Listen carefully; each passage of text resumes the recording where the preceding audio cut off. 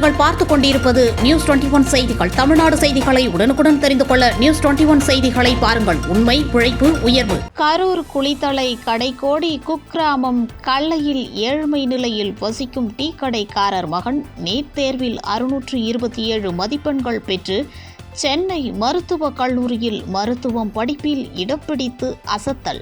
மாநில அளவில் 15வது இடமும் மாவட்ட அளவில் 2வது இடமும் பிடித்து சென்னை மருத்துவக் கல்லூரியில் மருத்துவ படிப்பிற்கான வாய்ப்பு கிடைத்துள்ளது.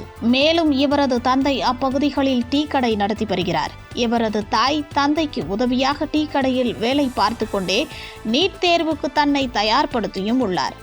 அரசு பள்ளிகளில் பயின்று உயர்கல்வி படிப்பில் பயிலும் மாணவ மாணவிகளுக்கான தமிழ்நாடு அரசின் 7.5% இடஒதுக்கீட்டில் தங்களுக்கு இந்த மருத்துவ படிப்பு படிப்பதற்கான வாய்ப்பு கிடைத்துள்ளது. இதற்காக எங்களுக்கு உத்வேகம் அளித்த பெற்றோர்கள், குடும்பத்தினர் மற்றும் ஆசிரியர்களுக்கு நன்றியை தெரிவித்துக் கொள்வதாகவும் மேலும் தமிழ்நாடு அரசிற்கு நன்றியை தெரிவித்துக் கொள்வதாகவும் கூறினார். மேலும் நீட் தேர்வில் தனக்குள்ள அனுபவத்தை ஹரிஹரன் நியூஸ் 21 செய்திகளுக்காக பிரத்யேக பேட்டி அளித்துள்ளார். வணக்கம், என் பேரு ஹரிஹரன்.